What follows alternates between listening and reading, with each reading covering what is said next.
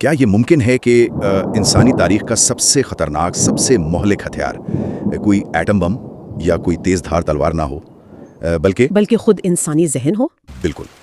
مطلب عموماً جب طاقت یا تسخیر کی بات ہوتی ہے تو ایک سیدھا صاف میدان جنگ تصور میں آتا ہے نا، جہاں فتح اور شکست کے اصول بالکل واضح ہوتے ہیں. لیکن آج کے اس گہرے مطالعے میں ہم ایک ایسی تاریک اور پراسرار دنیا میں قدم رکھ رہے ہیں جہاں کوئی خون نہیں بہتا مگر انسان اپنا سب کچھ ہار دیتا ہے. ایک ایسا کھیل جہاں ظاہری طاقت کی کوئی اہمیت نہیں ہوتی. ہاں، رابرٹ گرین کی شرح افاق کتاب دی آرٹ آف سیڈکشن کے ان اوراق کو پلٹتے ہوئے ہم اسی حتمی اور خفیہ ترین علم کو سمجھنے کی کوشش کریں گے.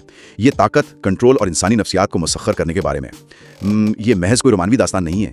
حیرت اس بات پر ہوتی ہے کہ آخر کیوں کچھ لوگ بغیر کسی ظاہری طاقت، دولت یا عہدے کے بھی دوسروں کے ذہنوں اور روحوں پر مکمل کنٹرول حاصل کر لیتے ہیں. چلیں اس راز کی تہیں کھولتے ہیں. اچھا، یہاں جو بات سب سے زیادہ مشہور کن ہے وہ یہ ہے کہ تاریخ نے ہمیں بار بار دکھایا ہے کہ طاقت کا یہ نفسیاتی کھیل ہمیشہ سے کھیلا جاتا رہا ہے.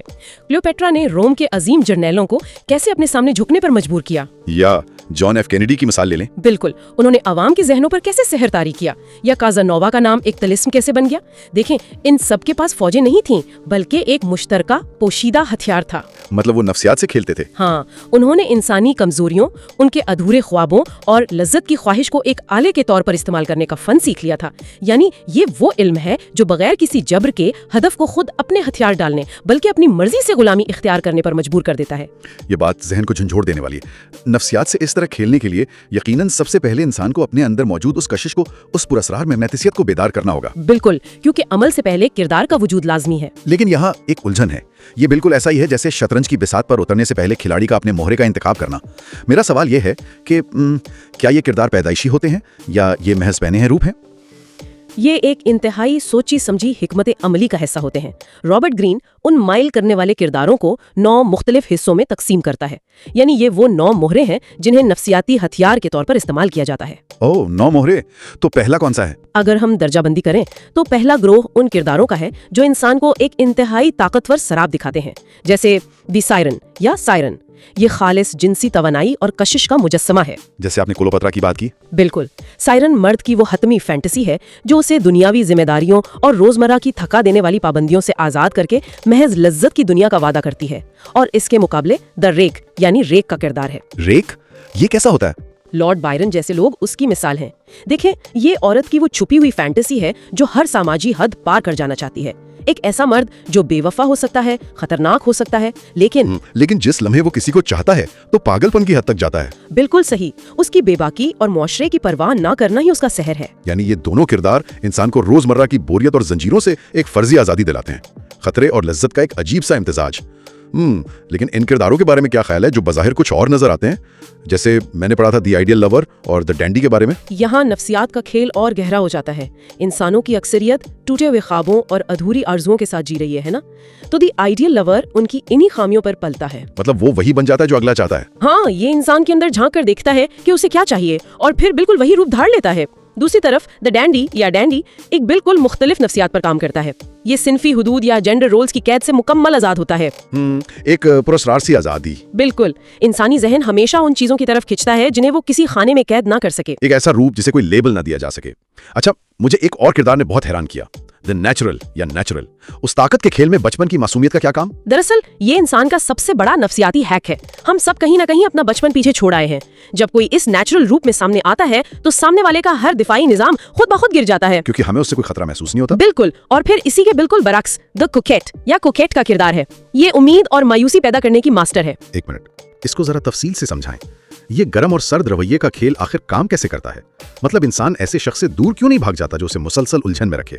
کیونکہ انسانی دماغ کا ڈوپامائن سسٹم اسی طرح کام کرتا ہے. اگر انعام ہمیشہ ملتا رہے تو انسان بور ہو جاتا ہے. کوکیوٹ کبھی انتہائی قریب آ کر محبت نچھاور کرتی ہے اور پھر اچانک کوسوں دور ہو جاتی ہے. تو یہ بے یقینی ایک نشے کی طرح کام کرتی ہے. بالکل، ہدف اس تڑپ کا شکار رہتا ہے. اس کے علاوہ 3 اور کردار ہیں. دا چارمر جو گفتگو میں اپنی ذات کے بجائے ہدف پر توجہ دے کر اس کی انا کو تسکین بخشتا ہے. پھر دا کیرزمیٹک جس کے پاس ایک غیر معمولی اندرونی اعتماد ہوتا ہے جیسے کوئی انقلابی لیڈر. اور آخر میں دستار جو ستاروں کی طرح دور اور خوابناک ہوتا ہے. ہاں، وہ جسمانی طور پر قریب نہ ہو کر بھی انسان کے تصورات پر حاوی رہتا ہے. ان 9 کرداروں کو سن کر اندازہ ہوتا ہے کہ کشش کوئی اتفاق نہیں بلکہ ایک سائنس ہے. لیکن इस फन में एक एंटी हीरो भी तो है, द एंटी सेड्यूसर। बिल्कुल, और ये वो चीज है जो इस पूरे तलस्सम को तोड़ देती है। खुद गर्जी, अदम तहफ्फुज का शिकार होना, हर बात पर बहस करना या हद से ज्यादा जरूरतमंद नजर आना। यानी जो दूसरों के जहन को ना पढ़ सके वो कभी मुसख्खर नहीं कर सकता। सही कहा आपने। ये बात हमें उस सफर के अगले और सबसे पुरस्कार हिस्से की तरफ ले जाती है। यहाँ ये बात इंतहाई दिलचस्प हो जाती है। फर्ज करें कि किरदार चुन लिया गया, शतरंज का मोहरा बिसात पर आ गया। हम किसी के जहन के उस किले में आखिर कैसे दाखिल होते हैं जहां उसने मजबूत दीवारें खड़ी कर रखी हैं? देखें, ये जहन में रखना जरूरी है कि एक मुकम्मल और मुतमईन इंसान को कभी माइल नहीं किया जा सकता। उसे हैक करना नामुमकिन है। तो फिर शुरुआत कैसे होती है? नफ्सियाती तस्खीर के इस पहले मरहले का पहला कदम ही सही हदफ का इंतखाब है।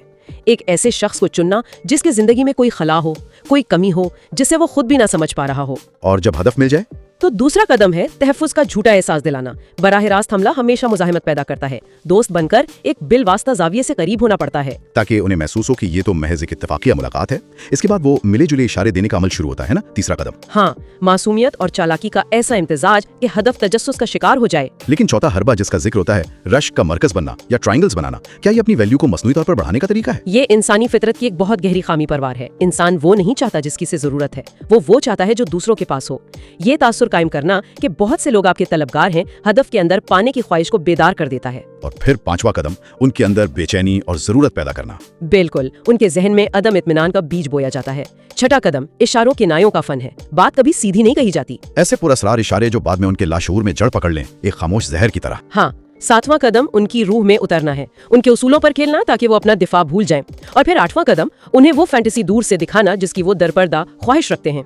वाह, अब हदफ दिलचस्पी लेने लगा है। वो इस दुनिया की तरफ खींच रहा है, लेकिन अगर उसे इसी हाल में छोड़ दिया गया तो वो शायद जाग जाए और वापस अपनी आम जिंदगी में लौट जाए। इसे मजीद गहराई में धकेलना लाजमी है। बिल्कुल। यहाँ मुझे एक तशबीह याद आ रही है। ये ऐसा है जैसे किसी को एक खूबसूरत भूल भुलैया में जानबूझकर गुम कर देना, ताकि वो अंधेरे में आप ही को अपना रास्ता समझ बैठे। ये तशबीह इस दूसरे मरहले की बिल्कुल दुरुस्त अक्कासी करती है। रास्ते से भटकाना और उलझन का जाल बिछाना। उसकी पहली दीवार यानी 9वां कदम तजस्सुस है। कभी वो ना करें जिसकी हदफ तवक्को कर रहा हो, उनके तमाम अंदाजे गलत साबित कर दें। और फिर 10वां कदम अल्फाज की शैतानी ताकत। हाँ, सच्चाई बोलने के बजाय वो बोला जाए जो उनके कान शिद्दत से सुनना चाहते हैं। उनकी अना की खुशामद की जाए ताकि वो मीठे अल्फाज के नशे में हकीकत को देखना छोड़ दें। 11वां कदम वो छोटी तफसीलात पर तवज्जो देना है ना। जी, छोटे इंतहाई गैर मुतवक्का तहाइफ और रवैयों से उनके हवास पर छा जाना। 12वां कदम अपनी मौजूदगी को शायराना बनाना है।